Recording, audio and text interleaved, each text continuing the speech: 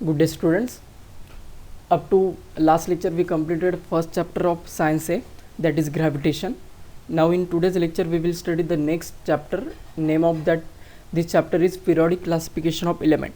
This is the first topic of chemistry section. Okay, तो इसके पहले जो टॉपिक था ग्रेविटेशन फिजिक्स का था, अब ये टॉपिक केमिस्ट्री का है और बहुत इजी टॉपिक है, बेसिक टॉपिक है केमिस्ट्री का। अगर हमें स्टडी करना स्टार्ट करना है 10th स्टैंडर्ड में तो इसी टॉपिक से करना पड़ता है।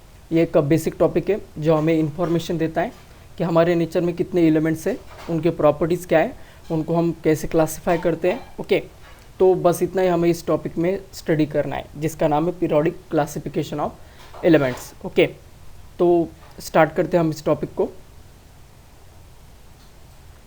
तो इस पूरे टॉपिक में हम इतने टेबल ऑफ कंटेंट देखने वाले हैं। बहुत सिंपल टॉपिक है और बहुत कम टेबल ऑफ कंटेंट वाला ये टॉपिक है। पहला बीट है what is the need of classification, next beat is Dobereiner's triad, next आएगा Newlands law of octaves, Mendeleev's periodic table, modern periodic table and last में कुछ क्वेश्चन आंसर देखना है हमें इस टॉपिक के।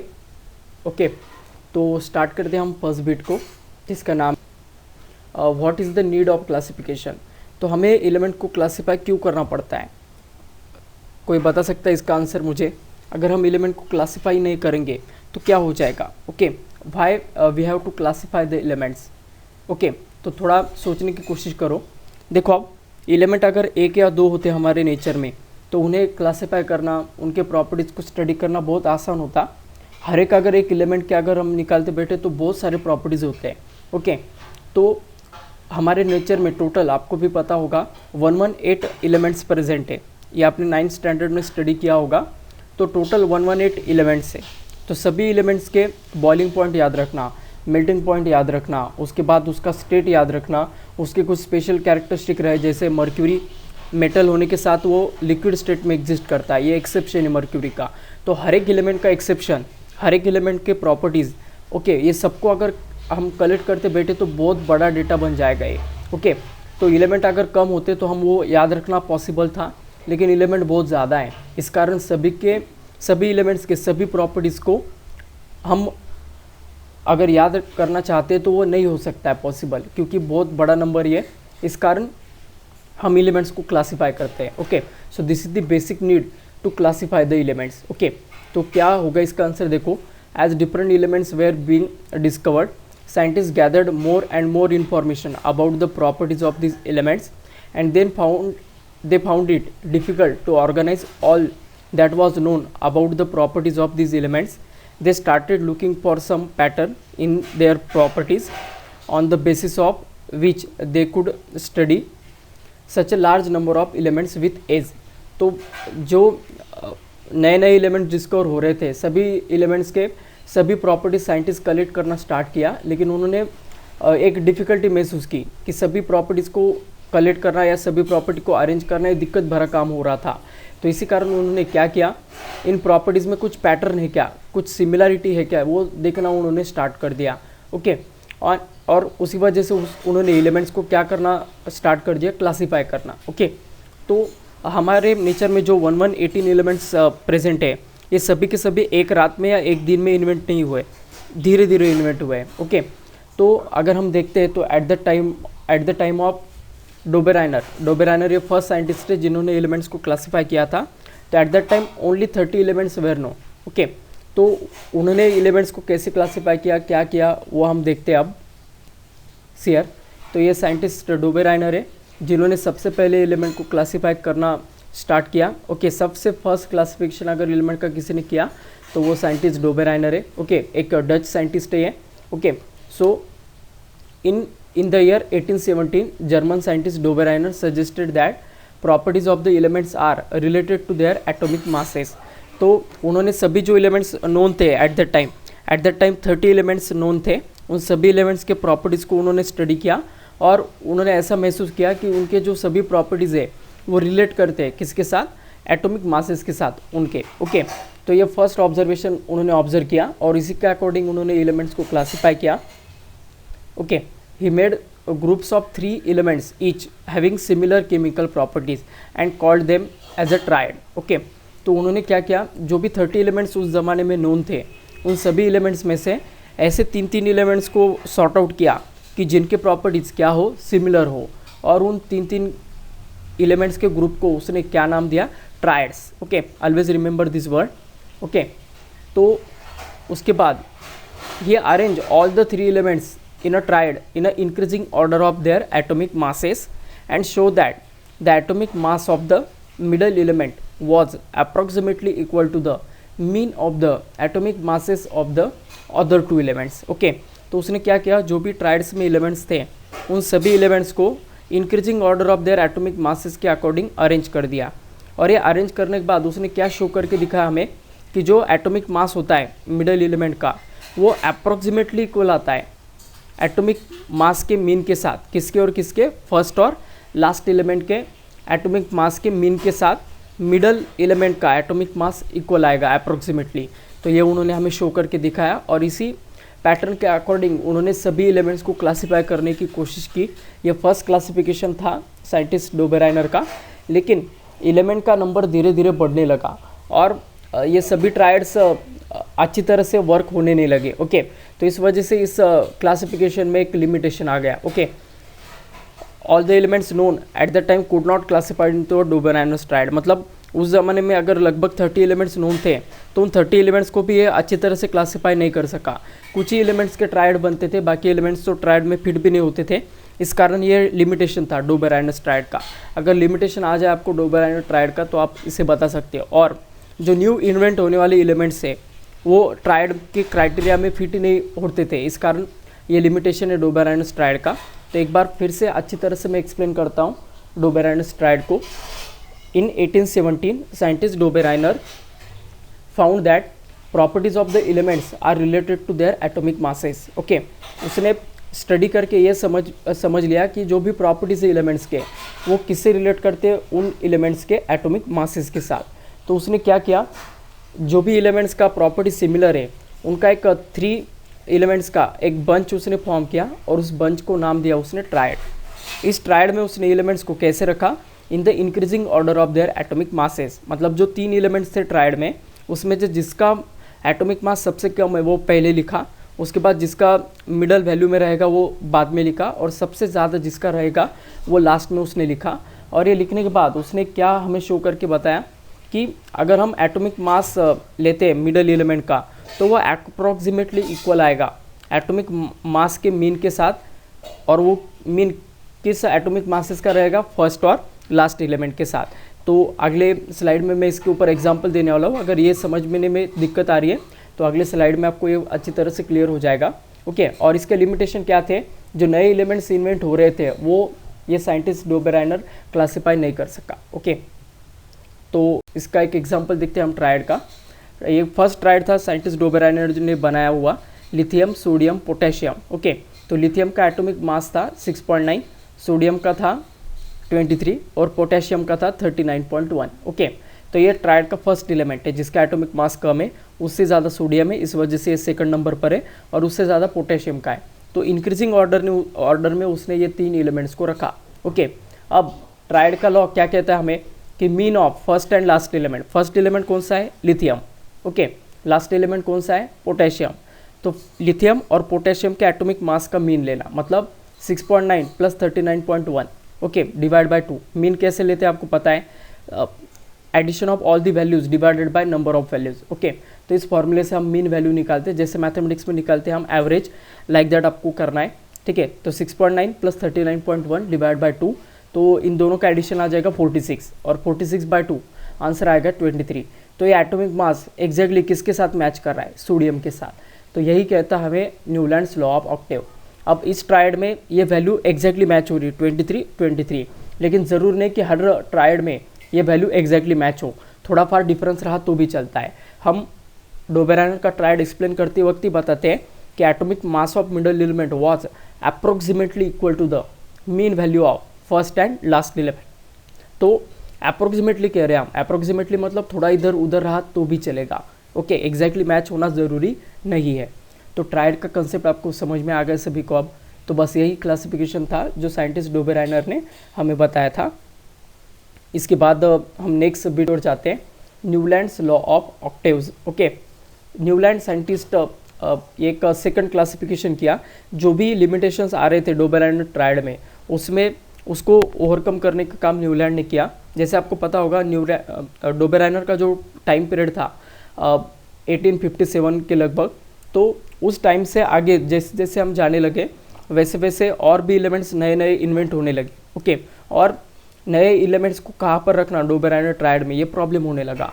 तो ये प्रॉब्लम को सॉल्व करने के लिए साइंटिस्ट न्यूलैंड ने अपना एक क्लासिफिकेशन बताया, जिस क्लासिफिकेशन को नाम दिया जाता है Newlands law of octaves. Okay, the English scientist John Newland. Okay, तो इंग्लिश साइंटिस्ट न्यूलैंड को क्यों कहा जाता है? Not because he is speaking English. Okay, वो इंग्लिश साइंटिस्ट का मतलब ऐसा है कि जो भी ब्रिटिशर्स थे उनको इंग्लिश साइंटिस्ट कहा जाता था उस ज़माने में। तो ये ब्रिटिश कंट्री से बिलोंग करता होगा, इस वजह से इन्हें इंग्लिश साइंटिस्ट कहा जाता है। तो the English scientist John Newland correlated the atomic masses of the elements to their properties in different way.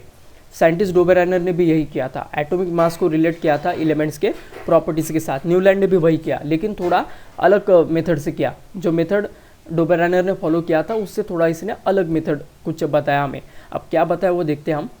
In the year 1866 Newland arrange the elements known at the time in a increasing order of their atomic masses. तो 1866 में लगभग, ये number थोड़ा इधर उधर हो सकता है, eight the time of 1866 there were 56 elements were known. At the time of Dobereiner only 30 elements were known, but at the time of Newland total 56 elements were known. तो ये जो भी 56 एलिमेंट्स थे उस ज़माने में हमें फाउंड हुए, तो इन सभी एलिमेंट्स को साइंटिस्ट न्यूलैंड ने क्या किया, एक के बाद एक इंक्रीजिंग ऑर्डर में एक टेबल में उसने अरेंज किया। ठीक है, उसके बाद उसने क्या किया, he started with the lightest element hydrogen and and up with the thorium. तो उसने सबसे लाइटेस्ट एलिमेंट उस ज़माने में जो नोन था हाइड्रोजन, उससे स्टार्ट किया और सबसे लास्ट में वो थोरियम पर जाकर रुक गया। ओके, तो फ्रॉम हाइड्रोजन टू थोरियम उसने सभी एलिमेंट्स को एक के बाद एक increasing order of atomic masses में अरेंज किया। ओके, और उसके बाद उसने क्या समझ लिया वो देखो आप। He found that every 8th element had properties similar to those of the first. Okay, तो जो हर एक 8th एलिमेंट आने वाला है, ओके, वो एलिमेंट का जो प्रॉपर्टीज़ है वो फर्स्ट एलिमेंट के साथ क्या आता है, इक्वल आता है। ओके, जैसे सोडियम में फर्स्ट एलिमेंट है उसके पीरियोडिक टेबल में। ओके, जो भी टेबल हमें साइंटिस्ट न्यूलैंड ने बताया उस टेबल में सबसे पहला एलिमेंट सोडियम है और उससे 8th एलिमेंट जो आता है वो लिथियम है। ठीक है, सॉरी, लिथियम फर्स्ट एलिमेंट है और 8th एलिमेंट सोडियम है। तो लिथियम और सोडियम दोनों के प्रॉपर्टीज़ क्या होते हैं, सिमिलर होते हैं, ऐसा उसने ऑब्जर्व किया। Like that magnesium also similar to beryllium and chlorine show similar with the fluorine. तो ऐसा उसने महसूस किया, जो भी फर्स्ट एलिमेंट है उससे आने वाला जो 8th एलिमेंट के उसके और फर्स्ट एलिमेंट के प्रॉपर्टी सिमिलर है। ओके, तो ये पैटर्न जो था न्यूलैंड ने वो कंपेयर किया अपने म्यूज़िक के ऑक्टेव्स के साथ। ओके, जैसे आपको पता होगा हमारे म्यूज़िक में अलग अलग नोट्स होते हैं, सारे गम प ध नि सा, तो सा के बाद फिर से लास्ट में सा आता है। तो वही उसने पैटर्न ऑब्जर्व किया एलिमेंट्स के साथ। इसी कारण उसने अपने क्लासिफिकेशन को नाम दिया Newlands law of octaves. Octaves मतलब जो म्यूज़िक के हमारे 7 नोट्स होते हैं, सारे गम प ध नि सा, तो इनको ऑक्टेव्स कहा जाता है। और उसमें भी सा पहले आता है और 8th नंबर पर आता है। इस कारण उस पैटर्न को उसने कंपेयर किया एलिमेंट्स के प्रॉपर्टीज़ के साथ। बस यही क्लासिफिकेशन है जो साइंटिस्ट न्यूलैंड ने हमें बताया था, जिसे कहा जाता है Newlands law of octaves. Okay, एक बार फिर से समझ लो अच्छे से।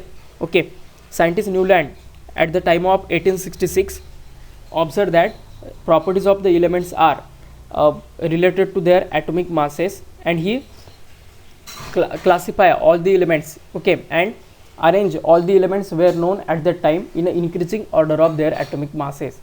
1866 के टाइम में there were 56 elements known थे।